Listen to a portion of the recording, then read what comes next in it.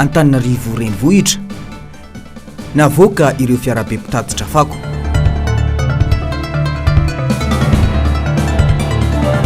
KMF Knoe manamafy ny fanitsakitsahana lalàna izay efa nambarany tim.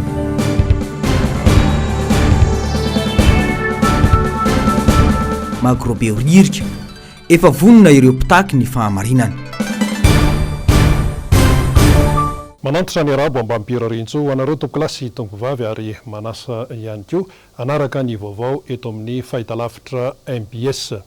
Fotoan-dehibe ny rahampitso etsy amin'ny Magrobe ririka satria dia iray feo eo ny rehetra izay nahatsapa fa noverezonjo tamin'ny fifidianana kominaly nototosaina teto amin'ny firenena iny ary dia itaky ny marina atrany.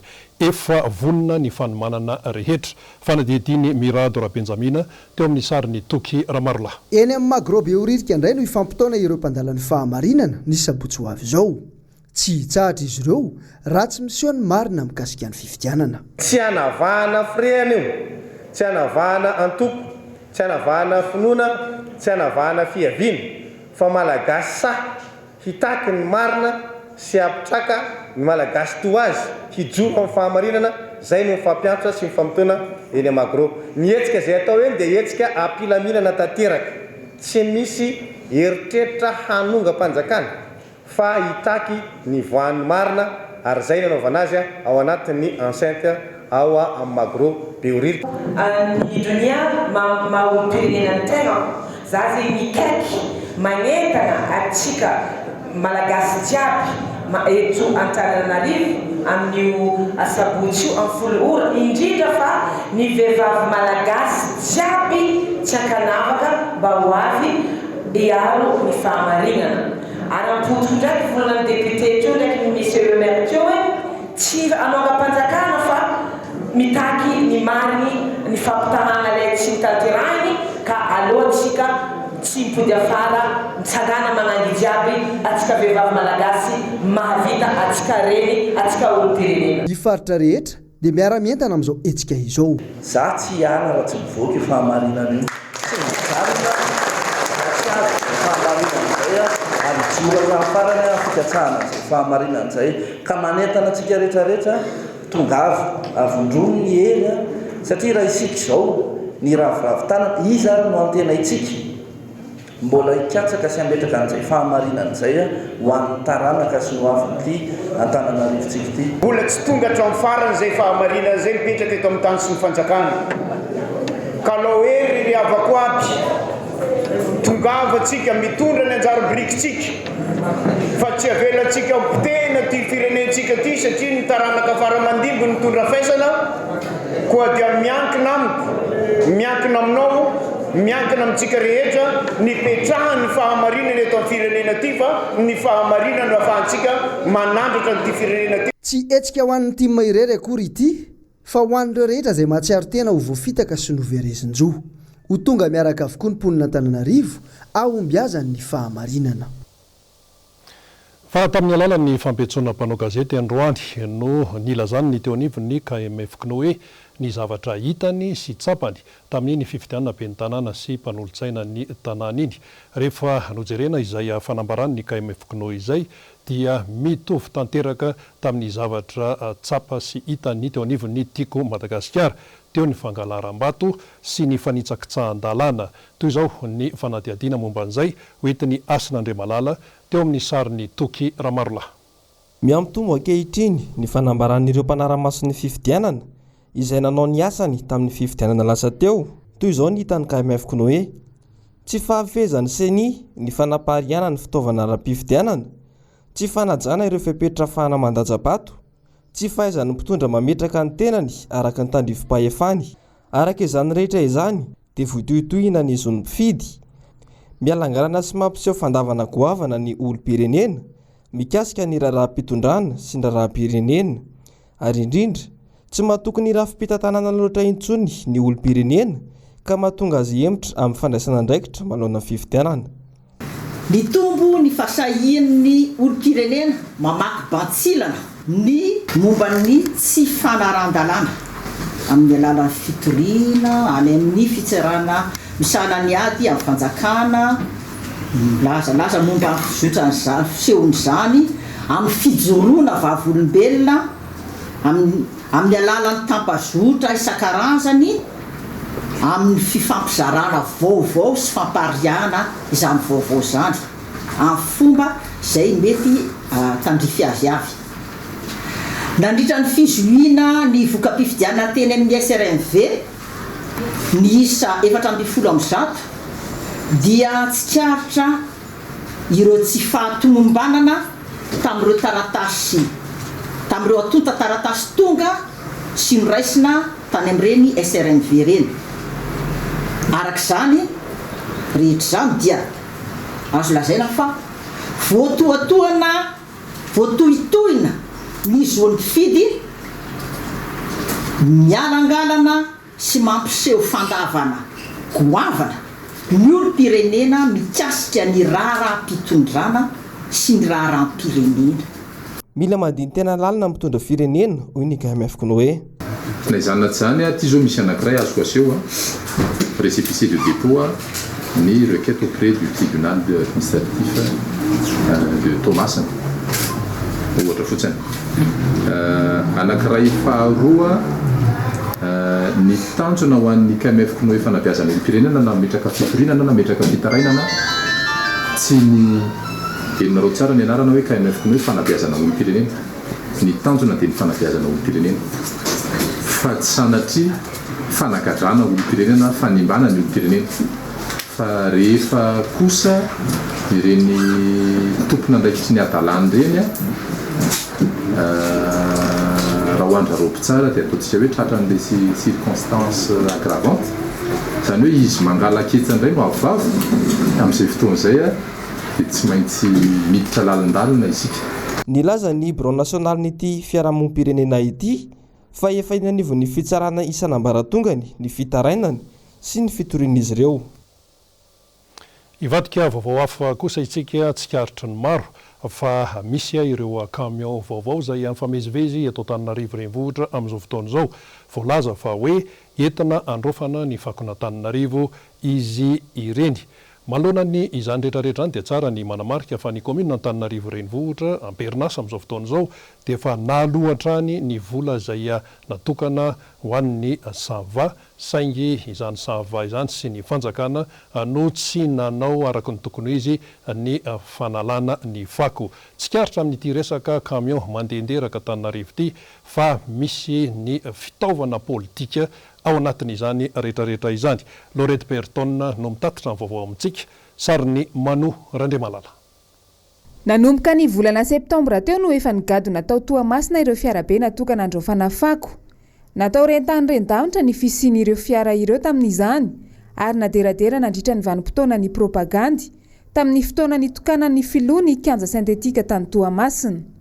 Efa natobo nandritra ny fotoana ela tao tsy mahandry andakana ihany koa ireo fiara ireo avy eo, toerana izay anampandraraha malagasy iray akaiky ny fitondrana ankehitriny. Naparitaka ho ren'ny olom-pirenena nandritra ny fampielezan-kevitra kominaly teo fa raha vaolany eo ny kandida miaraka amin'ny fitondrana dia ho raofina avy hatrany ny fako mivangongo erana Antananarivo. Vao namoaka ny voka-pifidianana vonjimaika ny senita eto Antananarivo, navoaka amin'izay ary ireto fiara arentirenty eran'ny tanàna ho hitan'ny vahoaka fa hoe manao ny fitondrana. Tsy mazava ny fomba fiasan'ny filoha sy ny manodidina azy satria atao fitaovana entina mieboebo fotsiny ihany ny fahoriana mahazo ny malagasy. Mampalaza ity fitondrana ity raha teo ny famoronana olana sy mody fitondrana vahaolana avy eo. Tsara manko ny mampahatsiahy fa ny fanjakana ihany no tsy nanatanteraka ny asany tamin'ny alalan'ny Samva, kanefa dia izy indray no milaza fa mahita vahaolana ankehitriny. Nininana velana nenika ny arabe ny fako nandritra ny fotoan'ny fampelezan-kevitra mba hanaratsiana ny kandida iray ny faninana tamin'ny kandida mpanjakana. Vao vita ny fifidianana dia tsy tahotra tsy enatra ny gouvernoura paritra izay notendrena teto Analamanga, nanao teny mifono faniliana sy fanavakavahana firehana politika. Tsy maninona raha mandroaka fako ny gouvernoura ary za rehefa manao zavatra ataoko amin'ny fofeny fitiavana satria matoa mijoro ohatr'izao dia mba namen'Andriamanitra fahasoavana dia izay no aparitaka amin'ny olona izay mandoaka fako ve dia inona ny problema fa raha misy fako any aminy dia rofo koa hatramin'izareo mety rofona koa satria manimba ny firenena. Fihetsika mantoetra tsy tokony haseho akory izany amin'ny mahampitondra vahoaka azy kanefa dia sainy governorana Analamanga no nilaza izany tamin'ny Pahibe-Maso. Fa ho aniza izany ny fandrosoana izay katsahana sy dradradradraina lava. Samy misy ampahan'olona mendrika omena fandrosoana fa misy kosa ireo ahilika nefa samy eto Madagasikara ihany. Tsy ny fako misy mandroaka manko no ratsy, fa ilay toe-tsaina entina mitantana ny firenena no tsy ahalasa lavitra mihitsy raha toy izao. Mazava be fa tsy mandeha amin'izay laoniny ny zavatra ataon'ity fitondrana ity tato anatin'ny 12 volana latsaka kely izay. Tsy mbola asiana resaka aloha ny momba ilay zavantranga tetsy amin'ny rovan'ny Manjakamiadana izay vakom-pirenena. Fa endrena jeneraly efa mihoatra ny 7 dia tsy dia marototra ny olona loatra ny momba n'izany raha natao ny fanadihadiana tetsyteroa ny resaka sosialim-bahoaka no tena maika raha ny fanehoan-kevitra. Ravo Razafy Mahenina no mitatitra ny vaovao amintsika, sary ny Mathieu Princy. 7 isa ireo nahazo-galonana jeneraly nandritra ny filan-kevitry ny minisitra ny alarobia teo nanionevo mahakasika izay n'olom-pirenena. Firenena efa manomboka miposifana somary sahirana, ngamba tsy dia mamaika loatra izy. Ny any amin'ny sosialy mihitsy ny tena marary antsika donc zany tokony hoe mba tsy dia misy natao ihany fa tsy betabetra an'ireny. Nefa le fanjam-pahalemana koa mare fasa hoe mifandraika amin'izay ve izy sa tena ahoana marina fandeha litsy fa manerana be ohatrany hoe tery lamba mason'ny vary tapy lamba mason'ny tompony raha mijery nyfandehana raha-pirenena amin'izao fotoan'izao kanefa marisarisa ny fanjam-pahalemana dia eo tsika mahita izy angambany. Tsy vahaolana amin'ny resaka fandriam-pahalemana resaka asan'izao zany tokony fanamina generala zany ambony tsy lara-pamena ny ahafahana hoe anelana fandriam-pahalemana satria ny generala tsy voatery andeha sur terrain andeha sambotra ny dahalo nanoatran'izany na ny mpangalatra fa tsy maintsy reny madinika reny ihany ka ny formaten'ireny madinika reny zany tena tsara indrindra. Toy izao kosa ny valiteny avy amin'ny Confédération syndicale de la police nationale na ny CSPN raha nanontaniana mahakasika izany. Anjarako ny teny sy dokatena anatsarantena torak'izay koa ny ministère fa ny mitsara ny ministère dia ny fanjakana sy anao vahoaka. Filohan'ny république ny teny an'iny izy no manendry an'ireo tatana amin'ny gouvernement na tanteraka amin'ny vinanapetra ny vereo anazy manokany anjaranay eo anatin'ny ministère no miaraka mitady vahaolana azay ny antom-pisiny reto hoe hitady vahaolana miaraka ao ministère satria hanana tombontsoa miaraka tsika isinina atao filaminana eto amin'ny firenena ary mbola isy ny volan-kevitra taratasy ho atolotra ministère hoentina hanatsarana. Fantatra amin'ny fanomezana grady ihany koa ny fitondrana ankehitriny ankoatra ny famaroan'ny fako ny fahatapahan-jiro sy ny tsy fahampiana rano tsy feno ritaona akory anefa ny fitondrana. Fa nisy kosa ny fanambarana androany tetsy tsara lalàna nataony ny teo anivony ny antsoina hoe Confédération syndicale amin'ny police nationale io ilay antsoina hoe CSPN izay hitambarany koro efatra eo anivony izany polisy pirenena izany. Ny amerenana indray ny antsoina hoe asan'ny polisy no tena votoatin'ny fanambarana. Ravo Razafy Mahenina no mitatitra ny vaovao, sary ny Mathieu Princy. Ny amerina ny asan'ny polisy pirenena no tanjon'ny syndika tafiditra ao anatin'izany ny famerenana ny fatokisan'ny vahoaka ny polisy sy ny ady atao amin'ny kolikoly ary ny fametrahana fandriam-pahalemana. Misy anefa ny sakana tsy hantanteraka izany. Ny fametrahana centre de dialogue social no fepetra voalohany indrindra hatanterahana ny zavatra voatanisa nanaraka rehetra teo. Raha tsy misy io dia tsy misy miheno izahay ary tsara ny manamarina fa tokony andraikitra voalohany filaminana zahay izao alohan'ny mahasindikanay amin'ny polisy pirenenanay ary sarotiny amin'ny fametrahana teo filaminana. Efatra ny tokony andraikitra mpametraka ny filaminana eto amin'ity firenena ity. Voalohany ny fanjakana satria zanaky ny fanjakana zay dia anjana fanjakana mampitapy sy mampisakafo anay toy ny zaza rehetra ihany ary raha mpiasa izahay dia manana ny fitaovana mifanaraka amin'ny asa ankinina aminay tsirairay avy. Mahavita miaro ny tenanay izahay, mahavita miaro ny vahoaka izahay, mahavita miaro ny androm-panjakana izahay ary indrindrindra mametraka an'izay atao hoe autorité de l'État zay satria rehefa matanjaka ny polisy dia matanjaka ho azy ny sécurité anatin'ny firenena anankiray. Ny faharoa ny polisy pirenena izay nametraha ny fanjakana ny vina atantaraka ny vinapetraka ny Andriamatoa Filoha dia anjara ny Andriamatoa Filoha ny République sy ny Prime Ministre no mitsara ny ministère hoe tanteraka ve ny vina napetraka mba isina sécurité Madagasikara manana ny rafitra misy azy ministère zay eo anatin'izany ary farany itsika vahoaka ianareo no miara-mitsara misy ve ny filaminana satsisy eo ambony latabatra ihany aloha hatretony ezaka ho atao mandeha aloha ny fitakiana fitaovana sy ireo tombontsoa madinika tokony sitrahan'ny polisy avy amin'ny fanjakana ahafahana manatratra ireo tanjona rehetra ireo. Eo amin'ny vaovao momba ny fampianarana ambony kosa dia nisy ny tatitra izay nataony teo anivony CSS Sampanatananarivo momba ny fandehan'ny fivoriana nataon'izy ireo ny 12 Desambra izany. Azo lazaina fa mbola enjandrony tady eo amin'ny fanjakana andaniny sy reto CSS reto ankilany ny CSS izay nandiso tanteraka ny fanambaran'ny ministra tompon'andraikitra nandritra ny filan-kevitra ministra. Jessica Miray no mitatitra ny vaovao sariny Tahiriny aina. Ity ilay fanambarana navoaka ny CSS Sampanatananarivo omaly tao aorian'ny fivoriany. Ny ministry ny fampianarana ambony no tena iantefa ny fanambarana. Raha ny voalazan'ny ministra tao anatin'ny filan-kevitra ny ministra mantsy ny alarobia teo dia hoe mitentina 300 lavitrisa ariary ny ora fanampy takiany CSS. Tsy misy afa-tsy 10,900 amin'ny tetebolo ihany anefa ny ora fanampy ny ho an'ny mpampianatra pikarika isan-taona hoy ny fanambarana. Dia makaiza izany ny ambiny vola lazain'ny ministra io. Manome tsin'ny ministra ihany koa ity fanambarana ity mikasika ny fitantanana ny université. Tsy misy ifandraisany mpitantana ny université mihitsy hoy izy ny fitakiany ny CSS Antananarivo. Tsy miendrika ny firenetsika hoy ity fanambarana ity hatrany ary fanetry be ny firenena ny filazana zavatra tsy marina toy izao.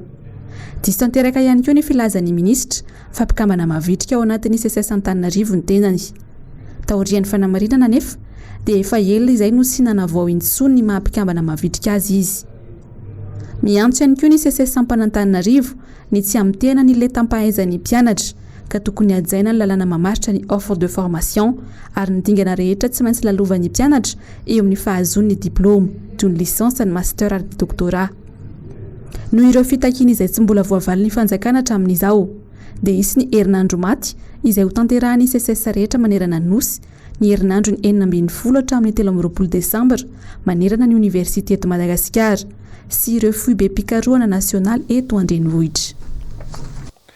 Eo amin'ny fampandrosoana ny tanàna Antananarivo kosa dia mitohy atrandry ny fijerena ifotony ny zavatra izay manahirana ny vahoaka eny anivon'ny fiarahamonina eny ary dia ny eo anivon'ny komina Antananarivo renivohitra tarihan'ny ben'ny tanàna Ramatoa Laura Valomanana no manao an'izany asa izany ary dia nahazo tombony ny teny amin'ny boriboritany fahadimy noho ny fanamboarana ny lalakely izay tena ilain'ny vahoaka tokoa.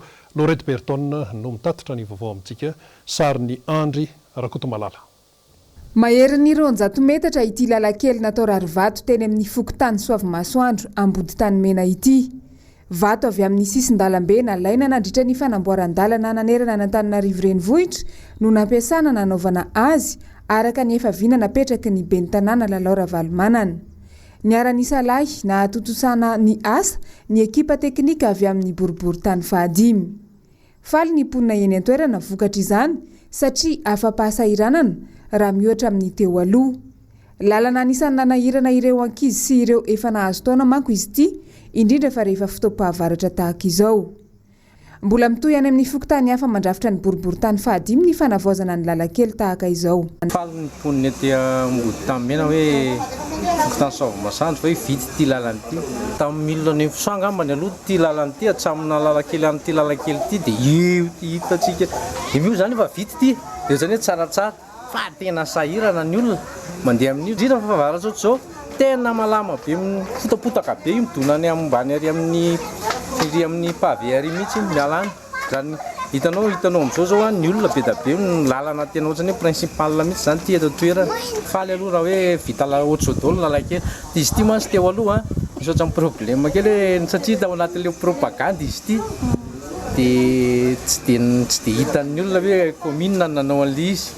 Fa hoe propagande io zay moa zany tompony zakatra ty avandra niezaka nanazava ihany hoe ny commune eo amin'ny 5e arrondissement no miasa ho antsika manao an'io lalakely io. Sotrany commune aloha zay fa tena valy ihany ny etaetan'ireo fokon'olona teto hoe. Ivadika vaovao afa tanteraka mihitsy isika maro ny endrika fampijaliana eo anivon'ny fiarahamonina fantatra ary zao fa dia napetraka ho an'ny CNIDH ny rafitra tokana isahana ny fisorohana ny fampijaliana olona. Io moa dia araka ny lalàna vaovao. Nisy androany ny famelabelaran-kevitra momba an'izany nataonyity CNIDH ity. Asina Andriamalala no mitatitra ny vaovao, sary ny Toky Ramarola. Olana lehibe eto amintsika ny fanjakan'ny kolikoly. Sakana lehibe amin'ny fampandrosoana firenena kanefa hita amin'ny sehatra rehetra eto Madagasikara izany kolikoly izany. Mbola resaka mbola tabatra ihany aloha hatreto ho antsika eto Madagasikara izay natao hoe ady amin'ny kolikoly izany, izay antony iray ihany koa mampirongatra ny fampijaliana olona. Ohatra hoe nisy fanolanana dia hoe mandidy zany ny fitsarana hoe migadra 5 taona le mpanolana dia avy eo hita miriri eny le olona dia izy ireny zany no ohatrany hoe mampitahotra le olona niaran'le setra nataony hoe nareo mianatra ny mitoritory ahy teo zavatra ohatran'izay zany matetika no hoe ao ambadika le izy indray zany araka ny volaziko teo kolikoly zany no matetika fototra iaingan'le fanitsakisahana zon'olombelona. Ho an'ity taona 2024 ity dia mahatratra 500 ny taratasy fitarainana izay voarainy ny CNIDH ary ny ankamaroan'izy ireo dia momba ny fampijaliana olona avokoa. Ivadika lafinjavatra hafa mihitsy isika amin'ity vaovao sy fanadihadiana anankiray ity. Zoma fa 13 volana androany, antsoin'ny sasany koa hoe vendredi 13. Samy manana ny heviny ny olona momba n'izany hoe vendredi 13 zany. Ao milaza fa andro tsara, ao ny milaza hoe mifanipaka amin'izay ihany koa arakaraka ny olona io. Fa inona tokoa moa no nahatonga ny olona anome lanja sy anome dikany an'izany hoe vendredi 13 izany. Nisy ny fanadihadiana nataony Jessica Miray teo amin'ny sariny Tahiry Niaina. Vendredi 13 somary sarotra ny fanazavana marina mahakasika ity vinavina ny vendredi 13 ity.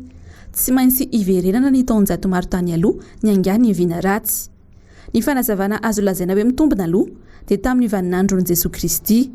Ny alina farany isakafoanan'i Jesosy dia olona 17 no teo ambony latabatra. Jodasy ny faha 17, ilay namadika an'i Jesosy. Ny ampitson'iny andro zoma no tsaraina ary nofantsihan'i Jesosy. Ho an'ny zareo Grika sy Romanina kosa indray, 12 ny isa tsara indrindra sy tonga lafatra. Tahaka ny hoe 12 ny andriamanitry ny Olympian, 12 ny atoko kitana na ny constellation eny amin'ny lanitra, ary 12 ny isa ny tonombitana. Ny taremarika aorian'ny 12 araka izany hoe ny faha 13 no taremarika voaoziny. Misy amin'ny trano fandraisam-bahiny any ivelany mihitsy aza no tsy manisy rihana faha 13, tsy manisy varavarana 13. Parce que vide quadraphobe no iantsona ny olona matahotra ny vendredi 13. Ireo olona ireo rehefa vendredi 13 tahaka izao dia tsy mandeha miasa, tsy mandeha lavitra, tsy miantsena ary tsy mivoaka an-trano mihitsy aza. Nisy mpahay-toe-karena Amerikana mihitsy aza ny laza fa midina be ny fanjifana rehefa vendredi 13 tahaka izao. Ilay mpanoratra boky Amerikana Stephen King aza moa dia nanambara mihitsy fa noho ny taon'ny taremarika 13 dia tsy mamaky ny ao amin'ny pejy fa 13 ny boky mihitsy izy. Mbola lava ny lisitra mahakasika ny andohany ity vina ratsy ny vendredi 13 ity. Misy aroa ny daty ny vendredi 13 tamin'ity taona 2024 ity dia ny voalohany tamin'ny volana septambra ary ity androany ity. Indroa ihany koa ny vendredi 13 ho an'ny taona 2024 dia ny volana marsa sy ny volana novambra. Eo amin'ny fifamoivoizana eto Antananarivo renivohitra kosa misy ny ampahandalana izay ho tapaka raha ny fanambarana nataony teo anivon'ny fiadidiana ny tanàna n'Antananarivo. Tsara ny mahafantatra izany mba ahafahana miomana dia ny meloha eo amin'ny fiatrehana ny fiainana andavanandro. Ndeha ho fantaritsika momba an'izay. Ny fiadidiana ny tanàna n'Antananarivo renivohitra dia mampandreny be sy ny maro, indrindra ireo mpampiasa lalana. Fa mba hampizotra tsara ny Tour Cycliste International andia ny faha 5 izay karakarain'ny Fédération Malagasy de Cyclisme dia arindra atoy izao manaraka izao ny fifamoivoizana ny andro ny alahady 15 Desambra 2024. Voarara ho an'ny fifamoivoizan'ny fiara rehetra tsy ankanavaka ny ampahandalana na demi-chaussée amin'ireto lalana voalaza manaraka ireto manomboka amin'ny 2 ora tolakandro ka hatramin'ny 3 ora tolakandro. Anosy eo amin'ny lapan'ny fitsarana, anosy eo amin'ny Sena, manoloana ny kianja Mahamasina sisy ny tamboho Saint-Michel Antsahany manitra ambany anosy eo amin'ny Carleton koa ilazana ny tsirairay mba hanaraka ny toromarika ao amin'ny tompona andraikitry ny filaminana sy ny fandrindrana ny fifamoivoizana eny an-toerana. Izay ihany koa no namarana ny vaovao teto amin'ny fahitalavitra MBS ny sotranao naharitra hatramin'ny farany samy ho tahina sy ho vimbinina Andriamanitra isika mianakavy mankasitraka tompoko.